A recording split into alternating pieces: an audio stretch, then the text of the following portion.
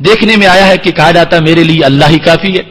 تو یہ ہر طرف مناظر موجود ہیں کہ اس کائنات کا واحد چلانے والا اللہ کی ذات ہے، وہ مدبر ہے، وہ کائنات کو چلاتا ہے اور وہی کافی ہے. اس واسطے کہ اس نے جو اپنے ولیوں کو کفایت دی ہے تو وہ بھی تو اللہ کی ہی قدرت ہے اور اللہ کی دی ہوئی توفیق ہے. اللہ تعالیٰ کے علاوہ کوئی بھی نہیں جو اس کائنات کو کفایت کرے.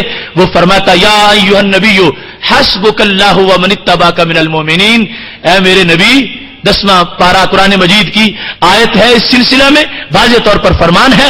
فرمایا نبی تمہارے لیے اللہ بھی کافی ہے، تمہارے ماننے والے بھی کافی ہیں.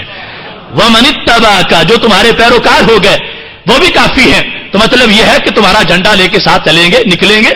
تو وہ جو کہا قل حسبی اللہ، فرما دو میرے لیے اللہ ہی کافی ہے، تو وہاں پر پیچھے لکھا ہوا ہے فَإِن تَوَلَّوْا، اگر یہ کلمہ نہیں پڑھتے نہ پڑھنے والے تو ان کو کہہ دو کہ ہم نے تمہارے اوپر کوئی بھروسہ نہیں رکھا ہوا، میرا جھنڈا میرے صحابہ لے کے نکلیں گے.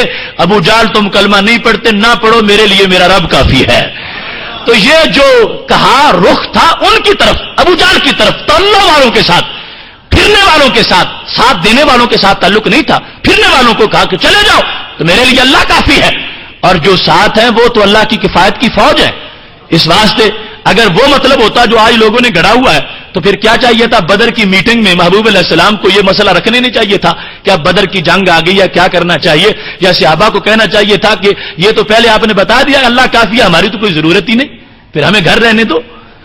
آخر ان کو ساتھ کیوں لیا گیا؟ اور انہوں نے میدان بدر میں لڑ کے اللہ کے حکم پر عمل کر کے یہ ثابت کیا کہ کافی اللہ ہی ہے، اور خالق کائنات کا کافی ہونا یہ ہے کہ وہ اپنے بندوں کو طاقت عطا فرما دیتا ہے. لہذا جو بات ابو جہل کے بارے میں تھی انہوں نے موڑ کے حضرت صدیق اکبر کے بارے میں کر دی ہے. اب دیکھو کتنا بڑا جرم ہے، میزائل کا رخ کدھر تھا کدھر پھیرا جا رہا ہے. پھر بھی ان لوگوں کے بارے میں آپ کہیں کہ وہ کوئی جرم نہیں کر رہے تو یہ آپ کی بھی سادہ خیالی ہے کہ جن کے لحاظ سے قرآن بول رہا ہے ان تولوا فقل حسبی اللہ، نبی اگر وہ پھر جائیں تو نعرہ لگاؤ میرے لیے اللہ کافی ہے.